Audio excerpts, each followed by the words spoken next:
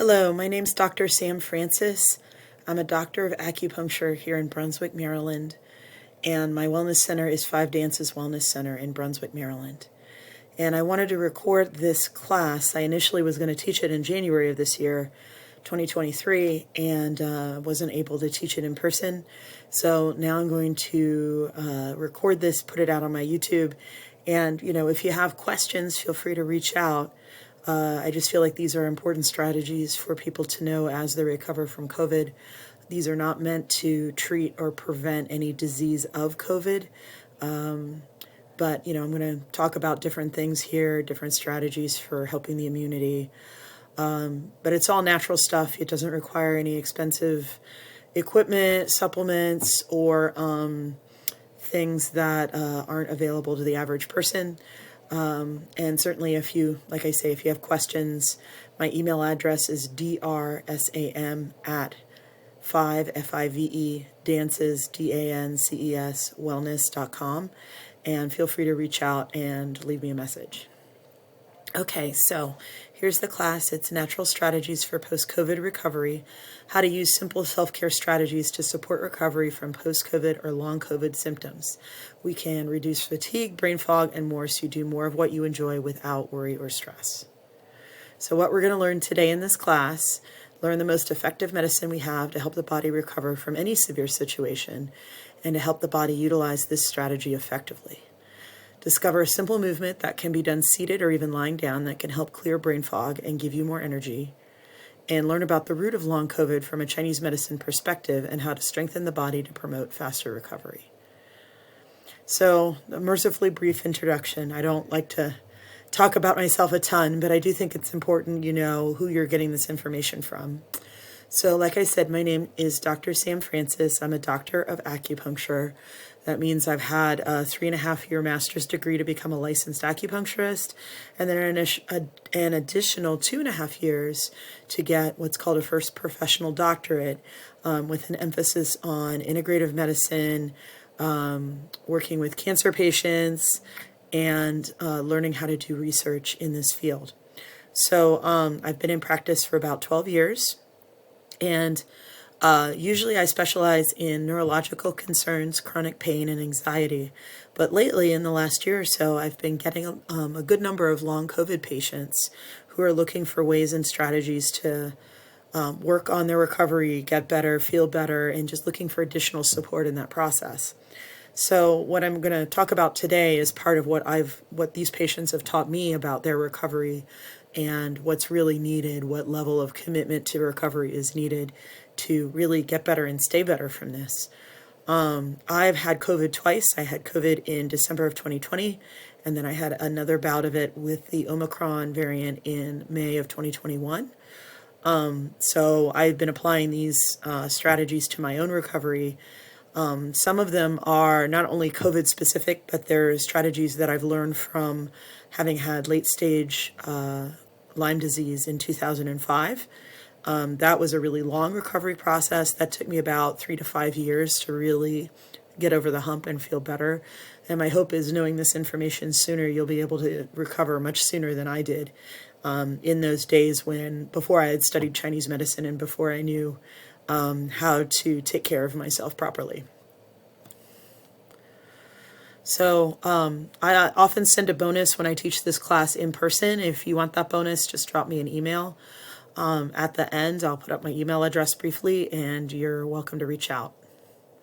And the same with questions. So we love what we do, and we're pretty good at it. We'd love to help you. And the reason we do these seminars is so you can meet us and maybe decide to work with us one-on-one. If you're in the DMV, DC, Maryland, Virginia area and want to work with me, feel free to reach out. We do a free consultation, and we take most major insurance. So if that's something that sounds like you would like to try it, feel free to reach out. So obviously I'm recording this, so you'll just email me at the end.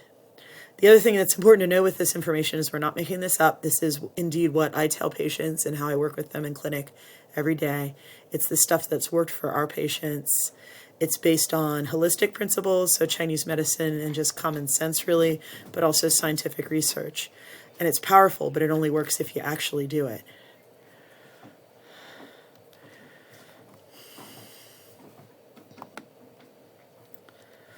So the first thing we're going to do is learn about the root of long COVID from a Chinese medicine perspective and how to strengthen the body to promote faster recovery.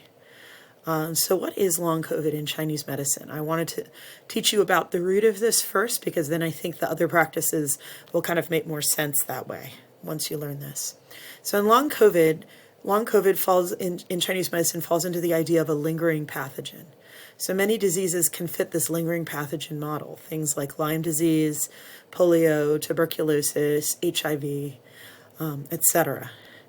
And what happens is it starts with an episode of an infectious disease, and then the patient often says, I was never the same after that, that they just were permanently changed by this disease. And so that's kind of our clue that we're dealing with a lingering pathogen. And the way we notice that is certain symptoms like fatigue, like ringing in the ears, etc., will linger long after the full infection's gone. So it's not like you're actively sick, but that there's these symptoms that just won't go away. You probably hear it in my voice just a little bit.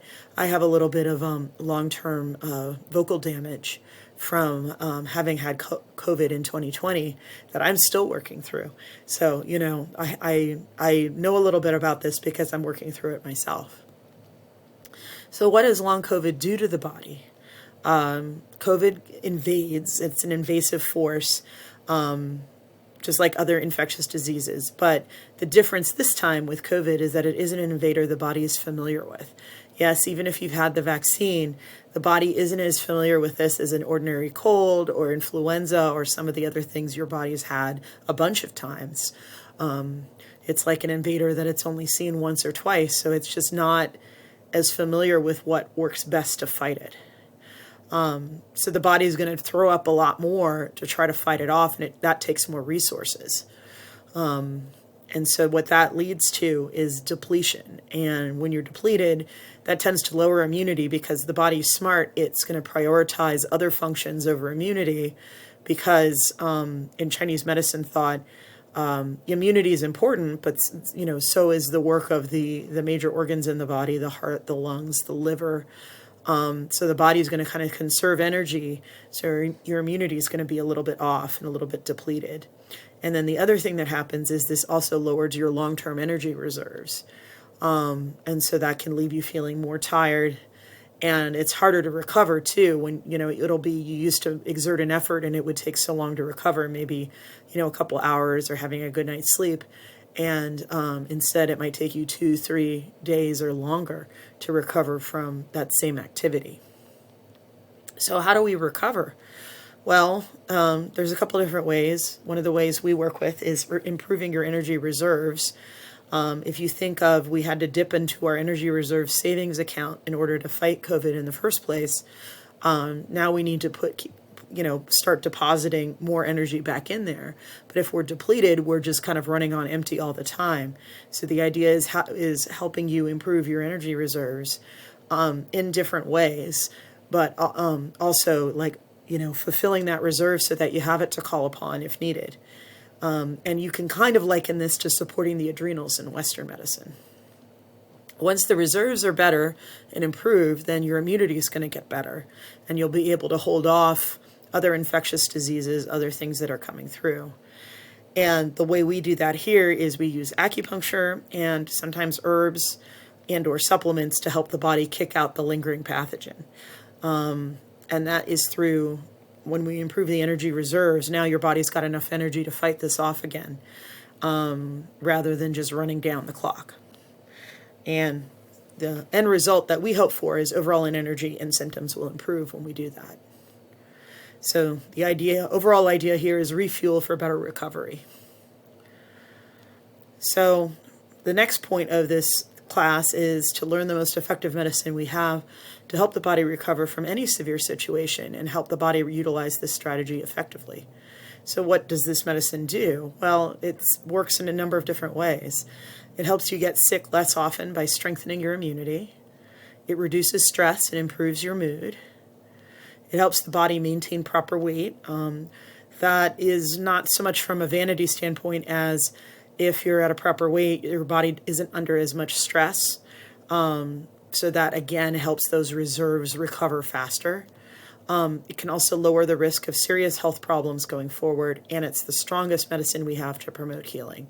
So what is this medicine? It's sleep. Yeah, I know. We want to know that it's a pill, or we want to think that it's a magic shot or a magic herb. It's sleep.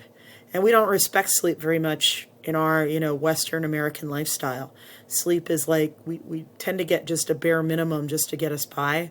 So what I'm here to do is make the case for why sleep is a really powerful recovery tool.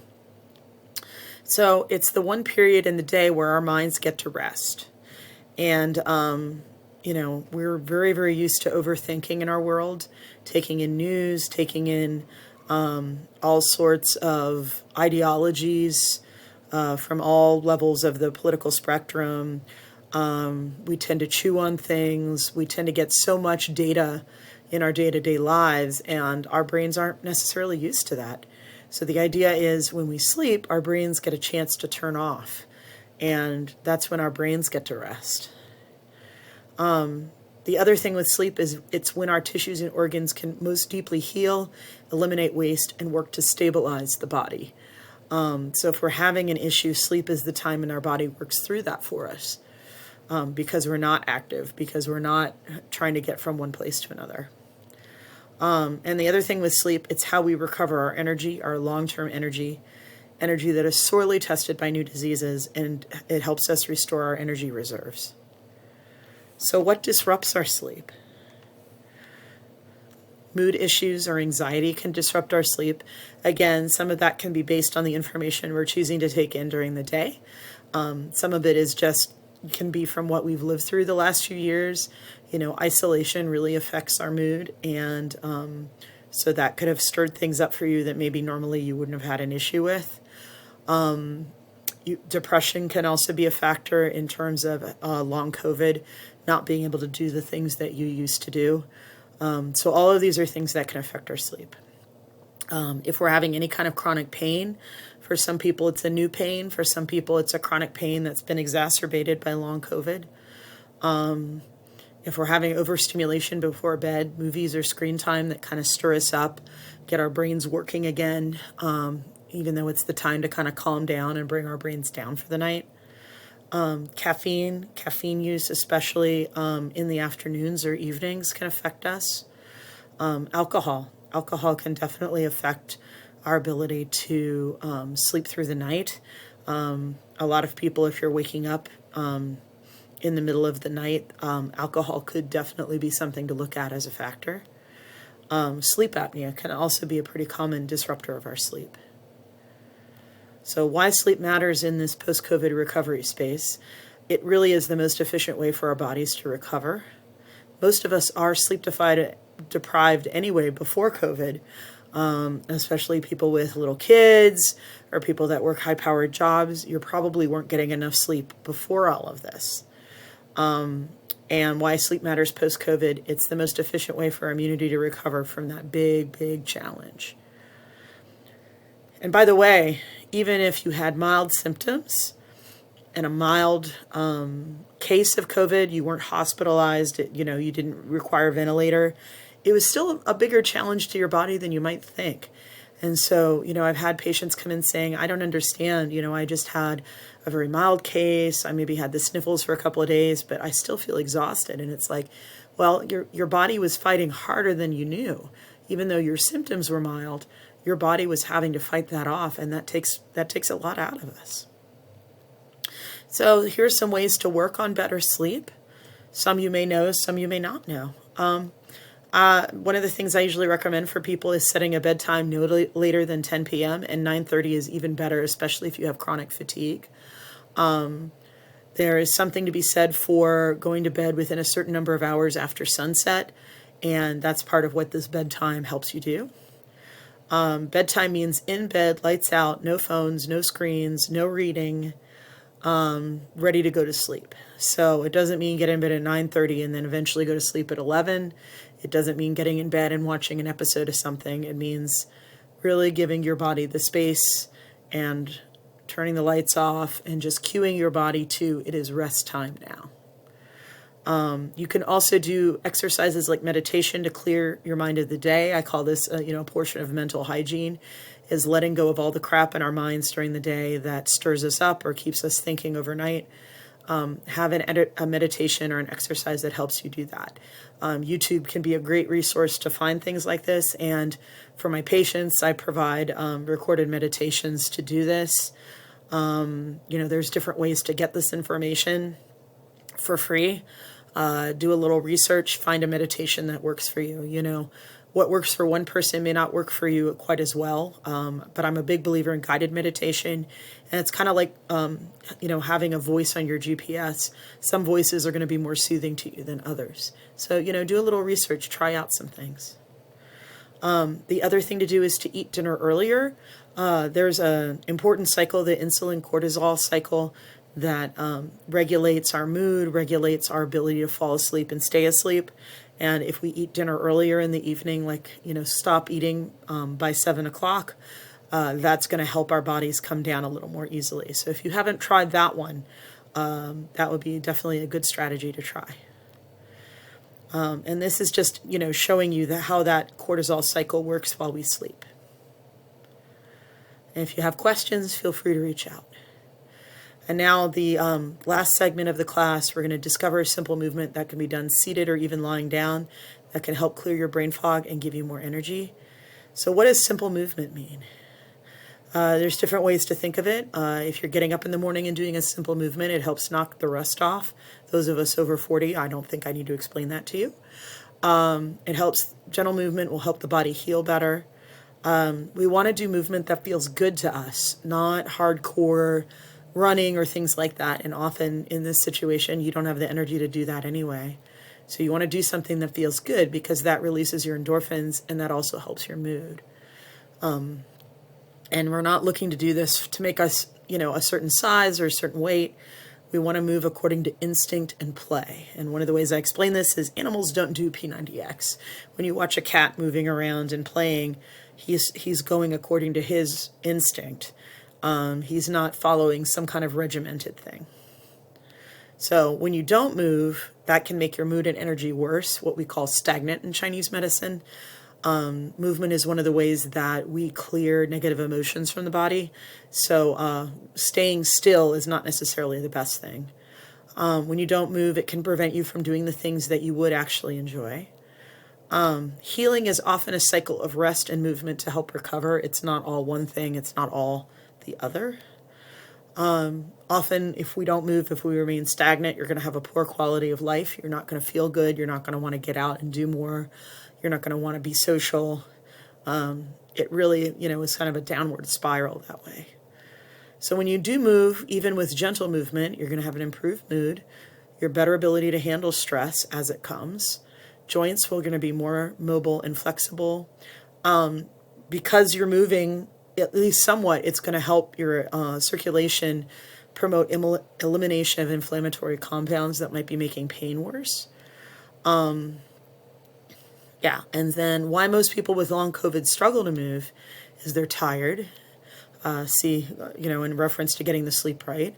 They can't do the movement they're used to yet, so there's frustration there around, I ought to be able to do X, Y, Z, and you may just not be ready for that yet. There's this idea you have to go back to the gym or go back to the CrossFit studio or something like that, that you can't just exercise where you are. There's this idea that only hard cardio counts for exercise and everything else is just a waste of time. Actually, gentler movement in terms of longevity gives us more benefits, and it's less likely that you'll injure yourself. So how this strategy helps you get moving is it's simple, it's gentle, it's flexible, can be done anywhere, and you can do this standing, sitting, or even lying down in the bed. So we call this movement Qigong movement.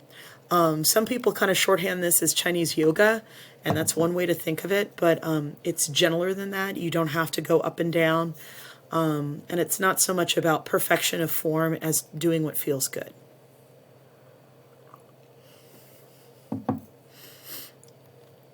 So how we do Qigong is you choose a position, whether you're standing, sitting, or lying down. You're going to choose a simple movement to practice.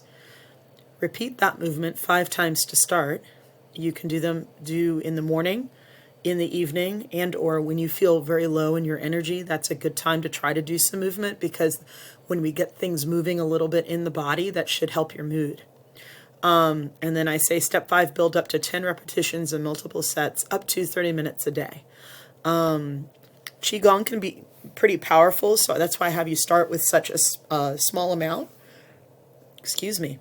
That's why I have you start with such a small amount of movement, because if you do too much too fast, you actually can get dizzy and have trouble with your balance. So I'd rather you start out small for like a week or 2 and then start to build up as you feel like you can.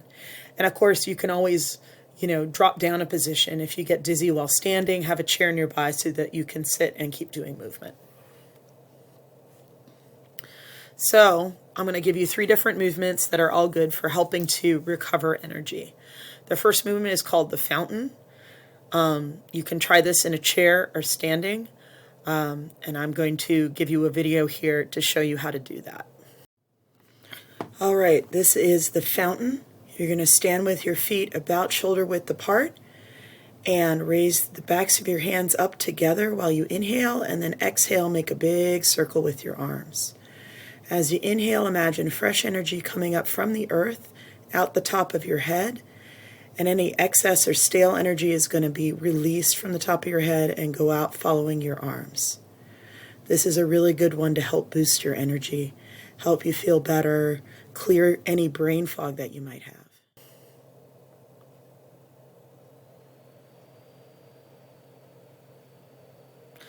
Okay, the next movement is the water wheel.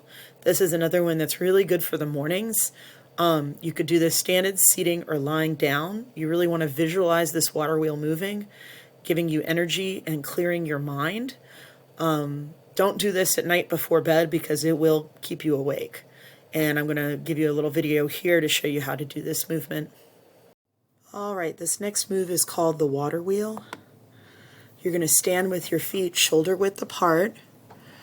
Bring your hands parallel to each other, like up to the top of your head, like you're tracing the shape of a water wheel in front of you. You're going to inhale as you bring your hands up and exhale as you bring your hands down.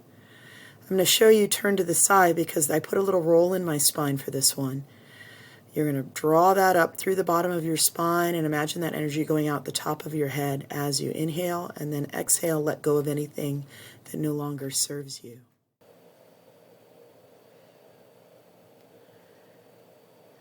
And then finally, the last movement is called tending the cinnabar field.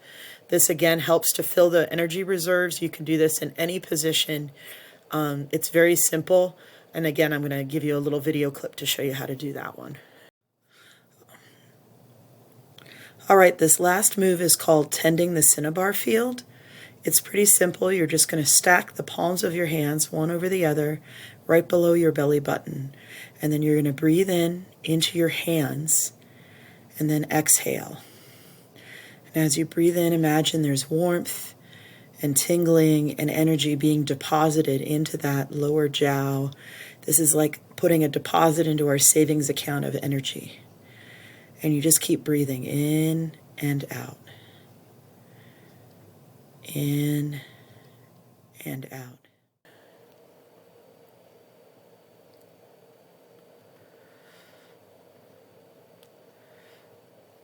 And just to help you with the visualization, when you do the fountain, imagine the energy coming up through the bottoms of your feet, up through the body, and out the top of your head.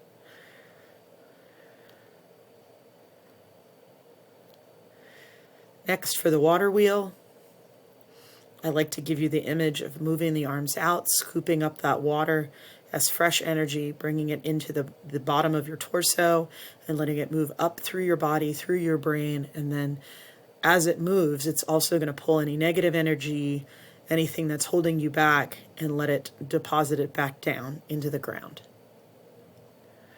And finally, the cinnabar field, we have this concept of the lower jiao, and in martial arts, we call this like the field of qi, which is another word for qi. And it's a way to really cultivate that deep reserve energy. So Qigong movement, some keys to success I want you to remember. Just keep it simple. Do what you remember. You don't have to do all three of these. Pick one that feels good to you and just focus on that. Do what feels good to your body. Some bodies don't like the water wheel because it affects the shoulders. Some people don't like the fountain because they have soreness in their upper body. Some people don't like the Cinnabar field because they have issues with touching their belly or feeling like it's too warm or too much even. Feel free to modify that position or movement, standing, sitting, or lying down, whatever feels good to you. If it hurts, stop. Just stop. Try something else. Don't try to push through. This is not a push-through exercise. I want you to breathe, nice deep belly breaths, and visualize as you do the movement. We are tending the mind with this as well as the body.